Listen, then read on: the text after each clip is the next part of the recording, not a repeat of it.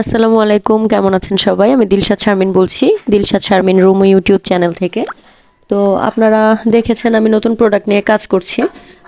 নতুন বছর আসছে, পেজের নতুন প্রোডাক্ট আনছি। তো সেই সুবাদে নরসিংদীর বাবুরহাট অর্থাৎ শেখেরচর যেই সর্ববৃহৎ পাইকারি কাপড়ের মার্কেট, সেখানে এসেছি গতকালকে কাপড় নেওয়ার জন্য।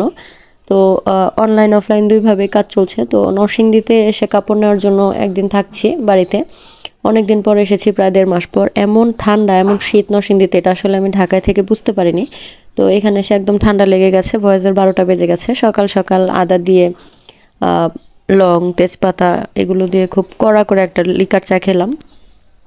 তো চা বানানোর সময় আপনাদের সাথে শেয়ার করছি, যাদের মোটামুটি সিজন চেঞ্জের কারণে ঠান্ডা লেগে আছে বা জ্বর সর্দি ঠান্ডা এই ধরনের প্রকোপ আপনাদের উপর যাদের প্রভাব ফেলেছে, তারা কিন্তু চাইলে এরকম একটা আদা চা খেতে পারেন।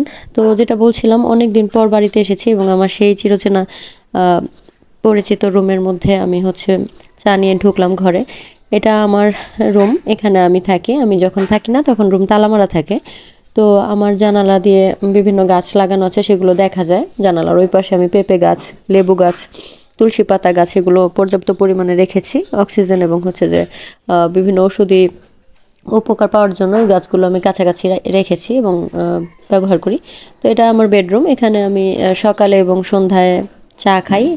তো এই পিছনের ওয়ালটা আমারই আর্ট করা, অর্থাৎ ওয়াল পেইন্ট আমিই করেছি। এখানে আমার একটা বুকশেলফ আছে, এখানে আমার 2টা মাস্টার্সের যাবতীয় যত একাডেমিক বই এগুলো সব আছে, এবং বিসিএস এর প্রিপারেশন নেওয়ার সময় যে সকল বইগুলো আমি পড়েছিলাম এগুলো এখানে আছে। সেই সাথে আমার হ্যান্ড পেইন্ট করা কিছু ক্যানভাস আছে। তো যাই হোক, অনেকদিন পর রুমে এসেছি, ভালো লাগছে। আবার ধুলাবালি জমে গেছে, এগুলো পরিষ্কার করতে গেলে ঠান্ডা আরও বেড়ে যাবে। তাই আপাতত ধুলাবালিগুলো তেমন পরিষ্কার করা হয়নি, যেহেতু আমি চলে যাব আজকেই। তো যাই হোক, সকালবেলা ছাদে গেলাম একটু চা নিয়ে। এর আগে আরেকটা জিনিস আপনাদের সাথে শেয়ার করি। উপরে 2 তলায় আমার রুমের কাজ চলছে, অর্থাৎ আন্ডার কনস্ট্রাকশন এ থাকা উপলক্ষে কিন্তু আমার পার্লার এখন টোটালি অফ। আমি পার্লারের যাবতীয় যে বিউটিফিকেশনের কাজগুলো এগুলো কিন্তু অফ রেখেছি।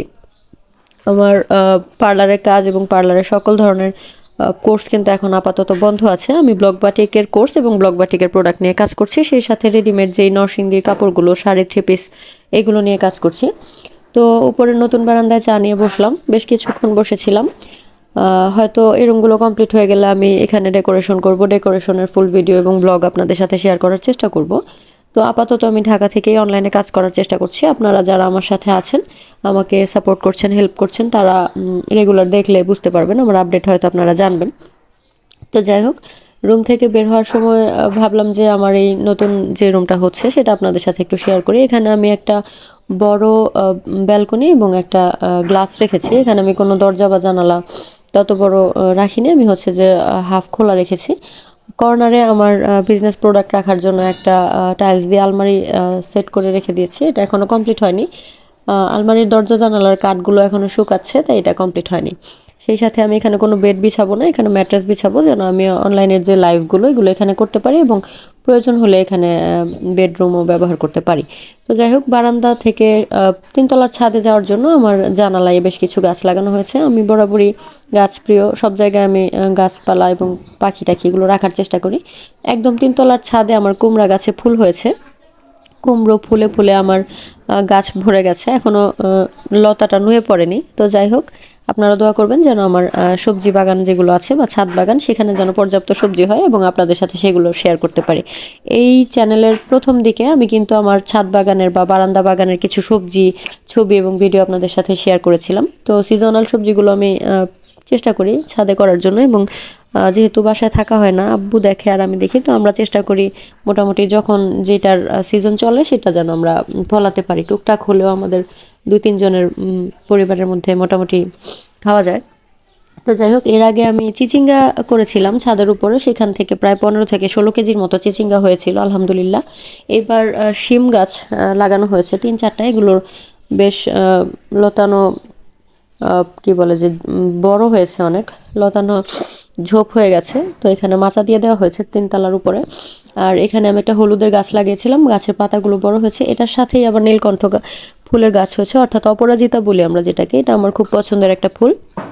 আম্মু প্রায় এই ফুল দিয়ে চা বানিয়ে খায়, আর আমি ফটো সেশনের জন্য বা এমনিতেই বসে থাকার জন্য আশেপাশে এই ফুলের গাছটা রাখার চেষ্টা করি, আমার কাছে দেখতে সুন্দর লাগে।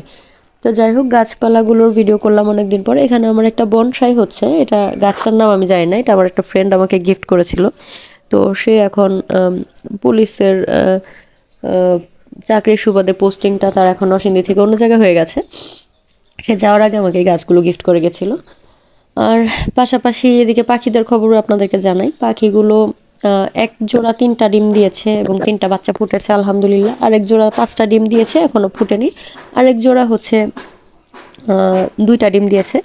আর যেগুলো বাচ্চা ছিল, অর্থাৎ ওদের আগের যে বাচ্চাগুলো হয়েছিল সেগুলো মোটামুটি বড় হয়েছে। এগুলোকে আমি জোড়া করে সেল করে দিচ্ছি। আজকে অলরেডি 2টা, অর্থাৎ 2 জোড়া আমি তার গন্তব্যস্থলে পাঠিয়ে দেব। তো যাই হোক, পাখি হতে থাকে, আমি সেল করি, আবার হয় আবার বিক্রি করে দিই। 6 মাস পরে পরে নর্মালি আমি পাখি বিক্রি করি। তো এই ছিল আমার আজকের সকাল এবং আপনাদের সাথে শেয়ার করা দৈনন্দিন ঘটনা। আপনারা সবাই ভালো থাকবেন। আল্লাহ হাফেজ।